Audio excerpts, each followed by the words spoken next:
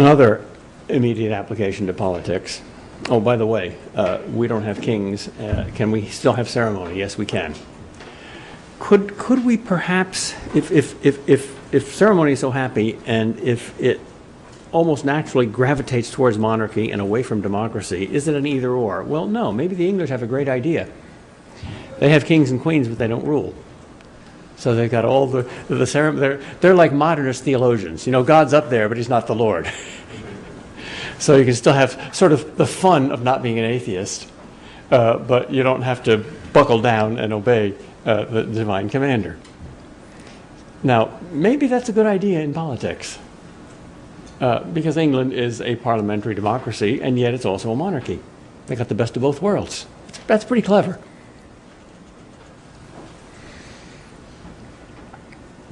Even in a democracy, obviously, you have to have, as we pointed out, a hierarchical principle. It's not anarchy.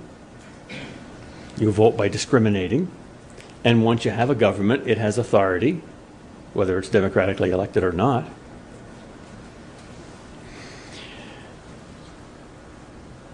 So let me make some personal suggestions for politics to end with. This is the weakest part of the talk, although it's the most interesting, because now I do what I said I was too cowardly to do a moment ago. I walk into unfamiliar waters. Philosophers almost always fail spectacularly in practical politics. Examples: Plato, Francis Bacon, who spent most of his life in the Tower of London, Machiavelli, the worshipper of success, who himself was a total failure, Hegel, who said that the kingdom of God has come to earth and its name is Prussia, Heidegger, who supported Hitler as the new God. In light of them, you should be very suspicious of anything that this philosopher says about politics. But I'll say a few things anyway. First of all, I think we need, as Christians, to take politics seriously.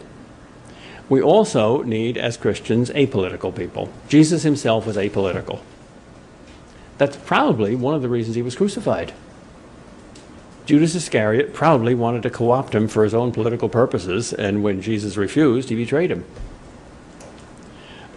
Jesus was the enemy of both the collaborationists, the Herodians, and the revolutionaries, the Zealots, just as he was the enemy of both the Sadducees and the Pharisees. Jesus was maddeningly apolitical.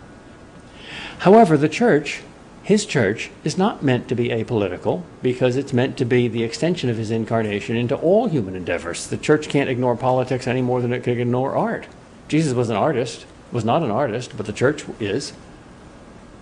So similarly, Jesus is not a politician, yet he established a church which goes out into all the world and not only preaches the gospel, but lives it in every area of human life. The gospel isn't one little area of human life. It's the salt and the light that spices up and illumines every area of human life, including politics. So among Christian thinkers, you need those who write political books like Augustine and those who don't, like Aquinas. You need engaged thinkers and you need detached thinkers, just as among the saints. You need saints who can rule a country like St. Louis of France, the saint king, and you also need saints like St. Anthony of the Desert, who says, the hell with the world, they're all going to hell in a handbasket, I'll go into the desert and seek God. You need both of them.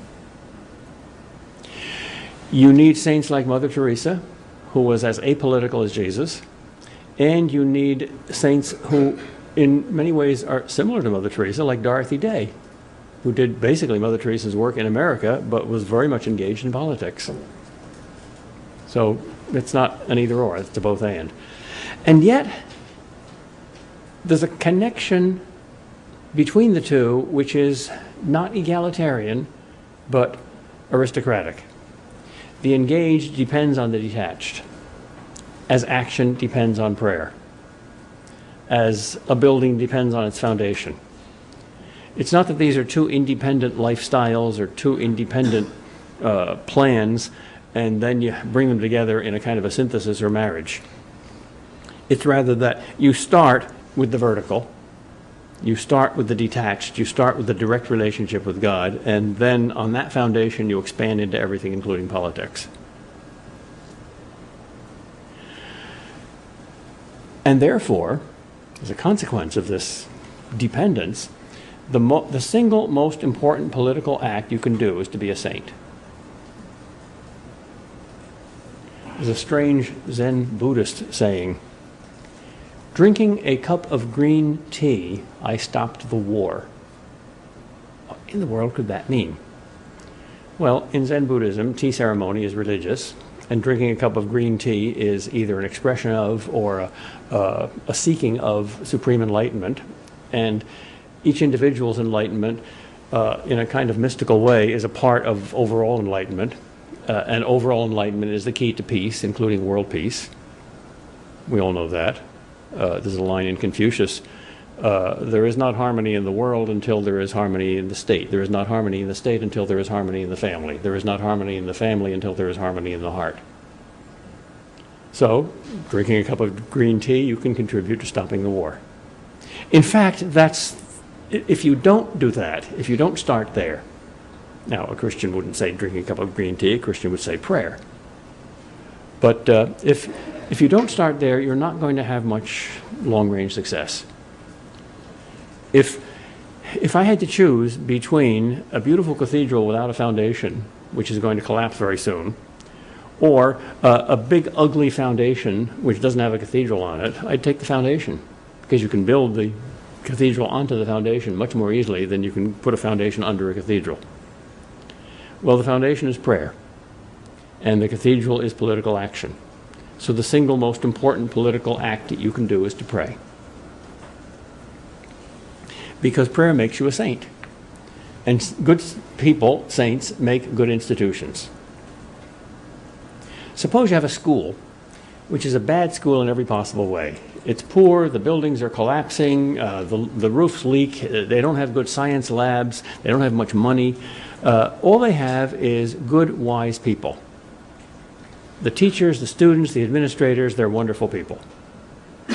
All right, compare this with a school on the other side of the street which has the best physical plant and all sorts of money and a brilliant curriculum and access to libraries and all the rest, but there are bad people in them. No comparison. First school is the best school. Well, let's apply that to a state. To preserve the state, especially a democratic state, preserve personal aristocracy. Otherwise, no matter what institutions you have, no matter what plans you have, no matter what wise laws you have, if you have bad people that administer them and obey them, you'll have a bad state. Jesus didn't have time to do everything. He had only 33 years. So he spent most of his time, like a good farmer, at the roots. Good farmers who want apples don't worry about apples. They worry about roots and fertilizer. So he radically revolutionized the roots and left us to take care of the branches and the trees, the politics.